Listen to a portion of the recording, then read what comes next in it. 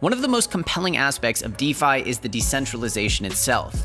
However, it is precisely this decentralization that is one of the biggest obstacles for its mainstream adoption. And that is why there is a new trend on the horizon which seeks to expand the audience for DeFi to the masses. This new trend, dubbed CeDeFi, will undoubtedly open up the doors to DeFi's majestic treatment of money to many, many more people. With it comes trade-offs without a doubt, but combined with recent movements and adoptions of Bitcoin and cryptocurrency at large by massive publicly traded financial titans, we are currently sitting at one of the most optimistic times to be in this industry ever. If you guys are excited to hear how CeDeFi and institutional adoption of Bitcoin as a reserve asset are formulating the foundations for one of the most bullish trends in crypto history, then destroy that like button and remember that each and every comment on this video is entered to win your very own Ledger Nano S. With that said, let's dive in. Before diving in and discussing all of the wonders that I think are going to come along with CeDeFi as well as the dangers involved,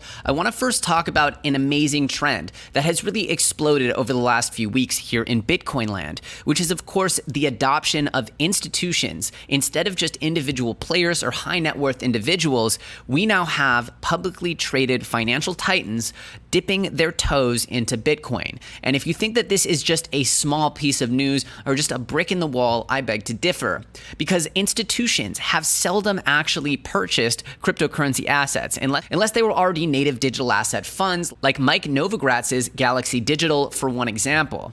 No, the actual adoption of real financial mainstream players actually buying Bitcoin as a reserve asset, as a hedge, is something that had been previously completely unknown before Michael Saylor's MicroStrategy's $450 million Bitcoin bet.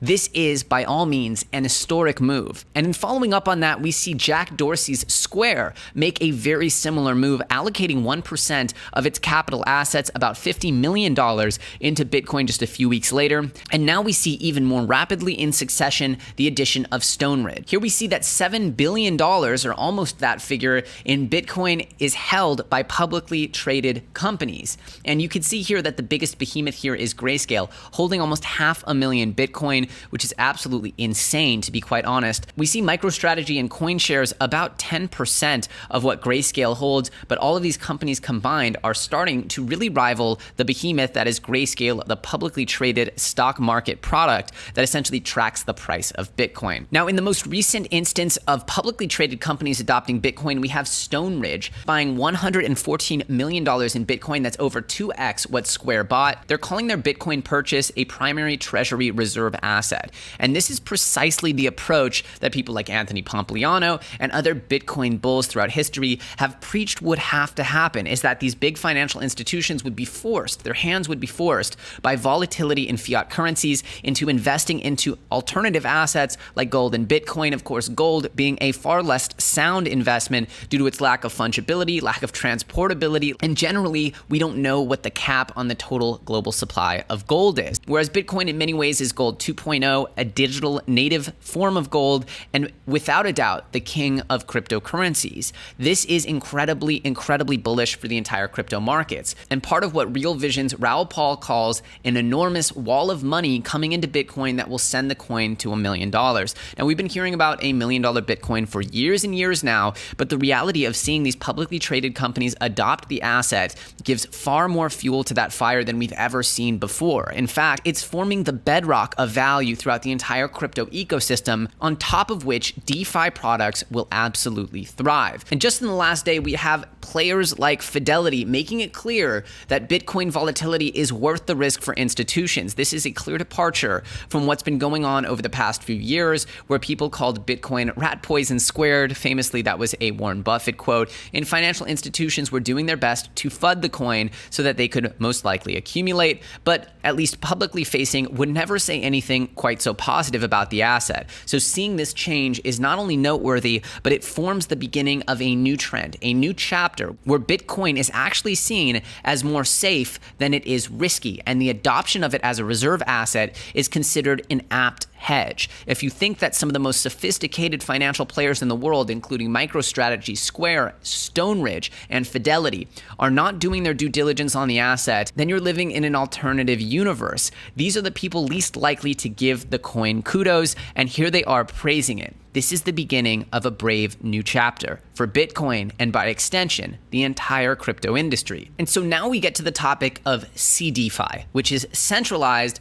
decentralized finance. Believe me, this name will not stick. However, it's important that you realize that some of the biggest players in cryptocurrency, especially the centralized or semi-centralized ones, such as the big exchanges like Binance and BitHum out of Korea, are attempting to shoot their shot for the CeDeFi crown. Now, as we go through this topic in this interview with CZ, I want you to understand that a thriving Bitcoin essentially serves as the bedrock foundational asset that provides liquidity and essentially a bedrock of wealth for the crypto industry, and specifically the DeFi industry, which has seen increasingly over $1 billion and growing in Bitcoin being wrapped, transferred over to Ethereum primarily for use in DeFi so that money could earn more money. Now, it's important to discuss what even is DeFi. Why does it have value?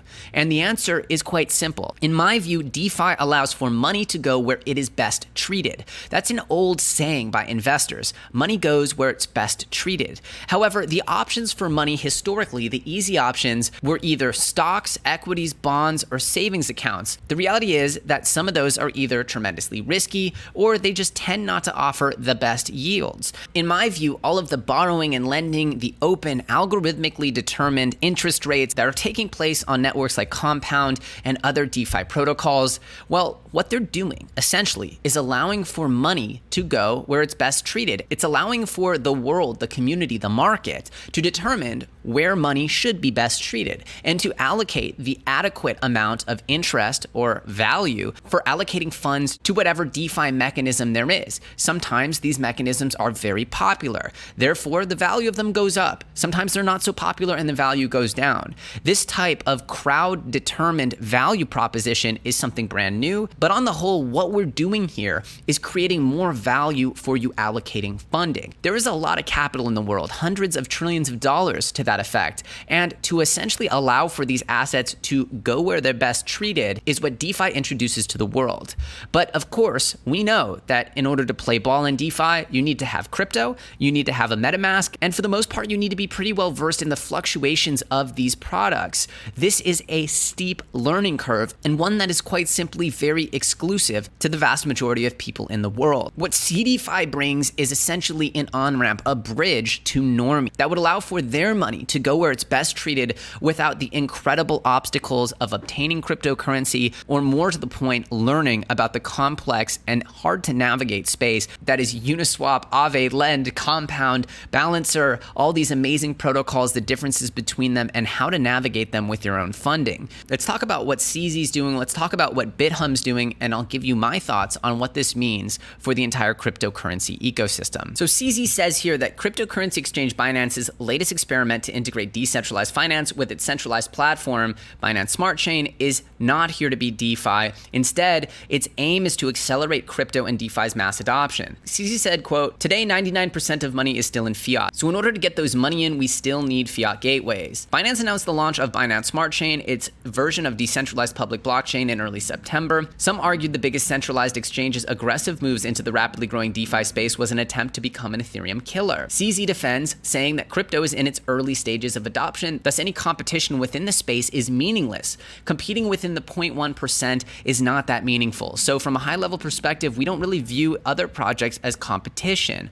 I think Ethereum 1.0 is pretty much fully congested. Even if we don't do anything, there is no competition. There is not going to be a lot more traffic on the blockchain. There's simply no room for it. We know that. So we view that Binance Smart Chain is taking some load off Ethereum, the volumes that were supposed to get on that but couldn't get on there. For what it's worth here, we also have BitHum launching their own parachain on Polkadot, essentially trying to bring their own version of CeDeFi that is meant to be competitive with Binance. Really what they're trying to do is open these platforms to people without crypto, without a knowledge of DeFi, and use centralized elements, on-ramps, off-ramps. And so Binance is by no means the only player to get into this, and we can assume that this will be the beginning of a brave new chapter of centralized entities entering DeFi. So with the incredibly bullish new trend of Bitcoin being adopted by institutional players, as well as the centralized DeFi competitor, essentially allowing for these suite of products, which by definition allow for your money to go where it's best treated, even better than before, in an open and free financial system. Wouldn't that be amazing if you could connect your bank account and engage in DeFi? Wouldn't that be amazing if you could swipe your credit card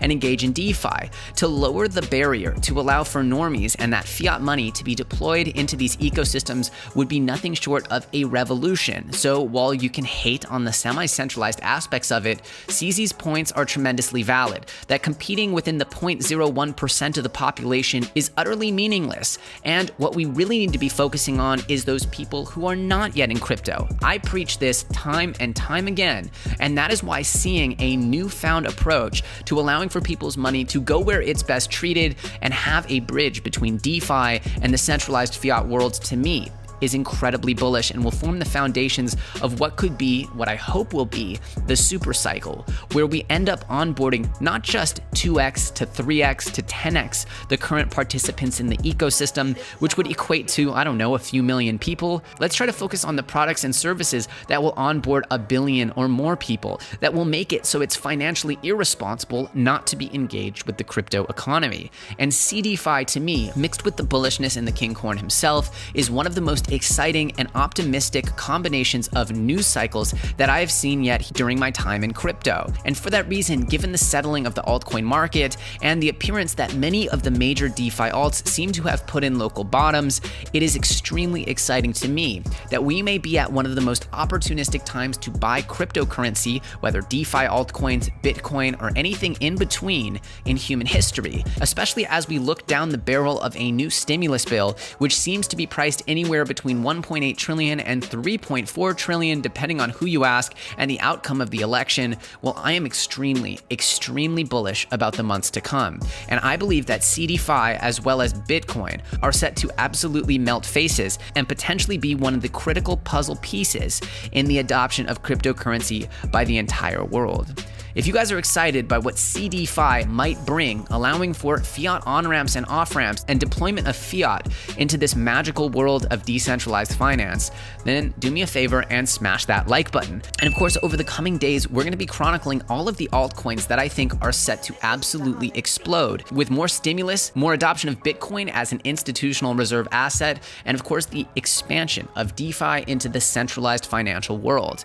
Well, you're going to want to be subscribed and make sure you have that notification bell on, because I'm going to be going through each and every project that I think will stand to do incredible gains over the coming weeks and months. And believe me, you're going to want to be the first to know about these projects. So I encourage you to subscribe and put that bell notification on. Remember, of course, that each and every comment on this video is entered to win your very own Ledger Nano S. Of course, if you want to connect with me personally, I encourage you guys to follow me on Twitter at LEOTrades, or join my Telegram group where we're discussing literally every project under the sun, t.me/LEOTrades crypto. The links for both of those are in the description. Of course, if you're looking for a way to convert your crypto into spendable money through essentially a CeDeFi project called crypto.com, I encourage you guys to sign up with my link and you'll get a $50 bonus. You can get your very own credit card to spend crypto wherever Visa is accepted. I also get a $50 bonus when you sign up, so it supports the channel and I thank you for that. The link for that is in the description as well. My name's LEOTrades. I thank you so much for watching and I will see you very soon on the next episode.